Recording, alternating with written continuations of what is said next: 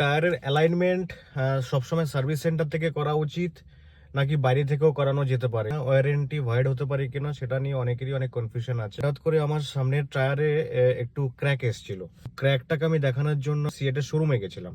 তো সেখানে ওরা অ্যালাইনমেন্ট অ্যান্ড অল সবকিছুই করে। ডিফারেন্সটা কি আছে যদি সার্ভিস সেন্টার থেকে করে বা এখান থেকে করাই, ওরা আমাকে ক্লিয়ারলি বললো কোনো ডিফারেন্স নেই। হ্যাঁ, সার্ভিস সেন্টার থেকে করলে আপনার পয়সাটা একটু বেশি যাবে, এটাই শুধুমাত্র ডিফারেন্স হতে পারে।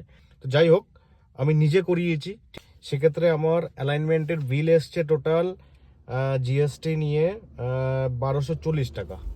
আমাকে ক্রস করে দিয়েছে এখানে, মানে আমার সামনের দুটো টায়ার পেছনে নিয়ে গিয়ে পেছনে দুটো টায়ার সামনে নিয়ে এসে আমি এটাকে কমপ্লিট করেছি।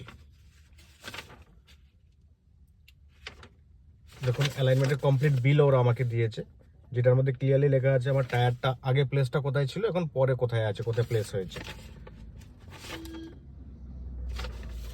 কলকাতা যারা আছেন তারাও যদি চান, এমন কোনো ব্যাপার নেই আপনার কাছে সিএটের টায়ারই থাকতে হবে, আপনি ওখান থেকে গিয়ে অন্য কোনো গাড়ি নিয়ে গিয়ে ওখানে আপনি অ্যালাইনমেন্ট করতে পারবেন, কোনো প্রবলেম নেই।